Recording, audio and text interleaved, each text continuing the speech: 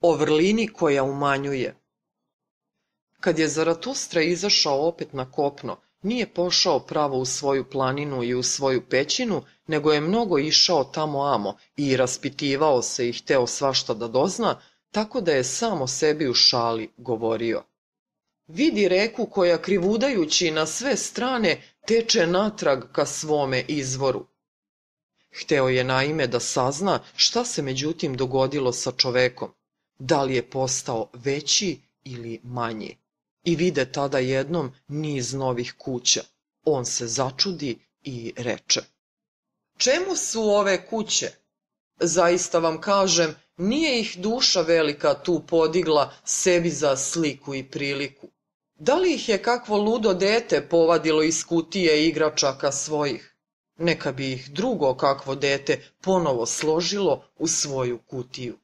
Pa te sobe i ti vajati, zar mogu ljudi tu stanovati? Izgleda mi da su načinjeni za lutke od svile ili za oblaporne mačkice koje dopuštaju da se i prema njima bude oblaporan. I Zaratustra zastade i premišljaše. Najzad reče žalostivo: sve je postalo manje, svuda vidim niske kapije. Ko je kao ja što sam, može se još provući kroz njih, ali se mora sagnuti.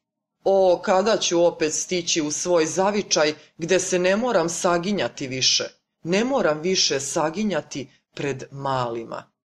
I Zaratustra uzdahnu i gledaše u daljinu, a istoga dana držao je svoju besedu o vrlini što umanjuje. Prolazim kroz ovaj narod sa otvorenim očima. Ne praštaju oni meni što ne zavidim vrlinama njihovim. Oni bi da me ujedu, zato što im kažem da su za male ljude potrebne male vrline i zato što teško podnosim da su mali ljudi uopšte potrebni. Još sam ja ovde sličan petlu na tuđem dvorištu koga bi i kokoši da ujedaju, ali se ja zato ne ljutim na te kokoši. Ja sam učtiv prema njima, kao prema svakoj sitnoj neprijatnosti. Biti bodljikav prema onome što je malo izgleda mi mudrost za ježa. Oni svi govore o meni kad uveče sede oko ognjišta. Oni govore o meni, ali niko ne misli na mene. U tome je nova tišina kojoj sam se naučio.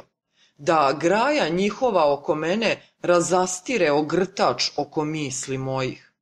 Oni žagore među sobom: šta hoće taj mutni oblak? Pripazimo da nam ne donese kakvu zarazu. A onomad trže jedna žena k sebi dete svoje, koje se uputilo beše k meni. Uklanjajte decu, vikala je. Takve oči spaljuju kao grom duše detinje. Oni kašljucaju kad ja govorim. Misle da je kašljucanje zapreka za jake vetrove. Oni i ne slute ništa o huktanju sreće moje. Mi još nemamo vremena za Zaratustru. To im je izgovor. Ali šta je stalo do vremena koje za Zaratustru nema vremena? A tek kad me hvale, kako bih mogao zaspati na njihovoj hvali? Bodljikav pojas, to je za me pohvala njihova. Svrbi me još i kad ga skinem sa sebe. I ovo sam još naučio među njima. Onaj što hvali pravi se kao da natrag daje, a u stvari hoće da mu se još više pokloni. Pitajte nogu moju, da li joj godi njihovo priznanje i prizivanje. Zaista vam kažem, po takvome taktu i tik-taku ne voli ona ni igrati, ni stajati. Hteli bi da me hvalom navedu i zavedu na malu vrlinu. Hteli bi da nagovore nogu moju da zaigra uz tik-tak male sreće. Prolazim kroz taj narod sa otvorenim očima. Oni su postali manji i postaju sve manji, a to je usled nauke njihove o sreći i vrlini. Oni su naime skromni i u vrlini, jer hoće da se dobro osjećaju. A dobro se osjećati može čovek samo u društvu skromne vrline. Doduše, i oni uče na svoj način koračati i unapred koračati. Ja im to zovem gegucanjem. Njime su oni na putu svakome koji hita. Mnogi od njih idu napred, a pritom se osvrću unazad sa ukrućenim vratom. Na toga rado nasrnem trčeći. Noga i oči ne treba da lažu, niti da teraju u laž jedno drugo, a mnogo lažljivosti ima kod malih ljudi. Neki od njih zaista hoće, ali većina je tek predmet hotenja. Neki od njih su prirodni, ali većina su loši glumci. Ima među njima glumaca koji ne znaju da su glumci i glumaca koji ne bi htjeli da su glumci. Pravi i prirodni su uvek retki, osobito pravi glumci. Malo je ko tu muško, stoga im se žene pomuškarče, jer samo ko je dosta muško moći će da iskupi u ženi ženu. A ovo pritvorstvo izgleda mi kod njih najgore, što se i oni koji zapovedaju pretvaraju da imaju iste vrline kao oni koji slušaju. Ja slušam, ti slušaš, mi slušamo. Tako tu klanja pritvorstvo i onih koji zapovedaju, ali avaj ako je prvi gospodar samo prvi sluga. Ah, i u pritvorstva njihova zalutala je već radoznalost oka moga. I dobro sam pogađao u čemu je sva mušička sreća njihova i zujanja njihova po oknima suncem obasjanim. Vidim toliko dobrote, toliko slabosti, toliko pravdoljublja i milosrđa, toliko slabosti. Zaobljeni su pravdoljubivi i dobroćudni jedni prema drugima, kao što su peščana zrnca zaobljena, pravdoljubiva i dobroćudna prema peščanim zrncima. Zagrliti skromno jednu malu sreću, to nazivaju predanošću, a pritom već skromno žmirkaju ne bi li ugledali novu kakvu malu sreću. U dnu duše i prostote svoje oni najvećma žele jedno, da im niko ne nanese uvrede. Zato izlaze na susret svakome i gledaju da mu ugode. Ali to je kukavičluk, iako se kaže za nj vrlina. Ako slučajno progovore grubo ti mali ljudi, ja iz toga čujem samo da su promukli, jer svaki povetarac učini da promuknu. Prepredeni jesu, u njihovih su vrlina prepredeni prsti, ali im nedostaju pesnice, prsti njihovi ne umeju da se skriju ispod pesnice. Za njih je vrlina ono što čini skromnim i pitomim. Na taj način prave od vuka psa, a od sama čoveka najbolju domaću životinju čovekovu. Mi smo stolac svoj postavili po sredini, to mi kaže smeškanje njihovo, isto tako daleko od boraca koji izdišu, koliko od prezadovoljnih krmaka. Ali to je osrednjost, iako se kaže za nj umerenost. Prolazim kroz taj narod i tek ponešto reknem, ali niti umeju da prime, niti da zadrže. Čude se što nisam došao da pokudim požude i pohote, a zaista vam kažem, ja nisam došao ni da čuvam od kesaroša.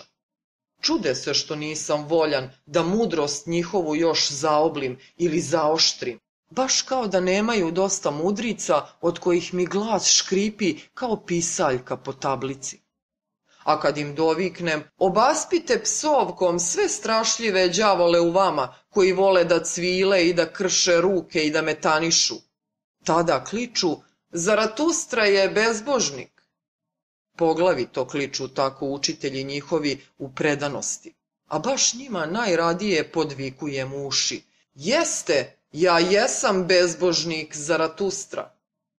O ti učitelju predanosti, svud gde ima što malo i bolesno i natrulo, razmile se kao uši. I jedino mi gađenje moje ne da ih zgnječim između nokata. Evo, ovo je moja propoved za njihova ušesa. Ja sam bezbožnik Zaratustra koji kaže, ko je bezbožniji od mene da uživam ako će me poučiti? Ja sam bezbožnik Zaratustra, gde ću naći sebi slične? A meni su svi oni slični koji volju svoju sami sebi daju i odbacuju od sebe svaku predanost. Ja sam bezbožnik, Zaratustra. U svome loncu kuvam ja sebi svaki slučaj. I tek kad je tu skuvan do kraja, zdravljam ga dobrodošlicom, kao jelo koje je za mene. Zaista vam kažem, mnogi je slučaj dolazio k meni kao gospodar, ali kao još veći gospodar odgovarala mu je volja moja i brzo bi ležao moleći na kolenima. Moleći da bi našao konaka i srca u mene i udvarajući se ponizno, pogle samo Zaratustra, tako dolazi jedino prijatelj k prijatelju. Ali što ja govorim ovde gde niko nema moje uši? Daj dakle da povičem da vetri nose na sve strane sveta. Postajete sve manji, vi mali ljudi. Krnjite se, vi koji se dobro osjećate. Još ćete mi ponestati usled mnogih sitnih vrlina vaših, usled mnogih sitnih propuštanja vaših, usled mnoge sitne predanosti vaše. Premnogo štedeći, premnogo popuštajući, takvo je zemljište na kome ste vi. Ali da bi drvo visoko naraslo, potrebno je da pusti tvrde žile među tvrde stene. I ono što vi propustite učiniti, tka tkivo sve ljudske budućnosti. I vaše je ništavilo paučina i pauk koji živi od krvi budućnosti. Kad vi uzimate, izgleda kao da kradete, vi vrli mališani. I još i među zlikovcima važi kao pravilo časti da se krasti sme samo kad se ne može oteti. Ići će već, i to je jedan od nauka predanosti. Ali ja vama kažem, vi koji se dobro osjećate, neće ići i sve će manje ići s vama. O, kad biste odbacili od sebe svaku polutansku volju, pa se odlučili bilo za lenstvovanje, bilo za rad. O, kad biste razumeli reči moje, činite najzad što hoćete, ali budite prvo takvi da možete hteti. Ljubite najzad bližnjega svoga kao sama sebe, ali budite prvo takvi da ljubite sami sebe, da ljubite velikom ljubavlju, da ljubite velikim preziranjem. Tako govori bezbožnik Zaratustra. Ali što ja govorim ovde gde niko nema moje uši? Još je ovde za 1 sat prerano za mene. Svoj rođeni preteča ja sam među ovim narodom, svoj rođeni petlov kukurek kroz mračne ulice. Ali kucnuće njihov čas, pa će kucnuti i moj. Svakim satom postaju manji, jadniji, neplodniji. Jadno rastinje, jadno zemljište. I uskoro ležaće tuda kao suva trava i stepa. I zaista vam kažem, bit će siti samih sebe. Žedno će tražiti više vatre nego li vode.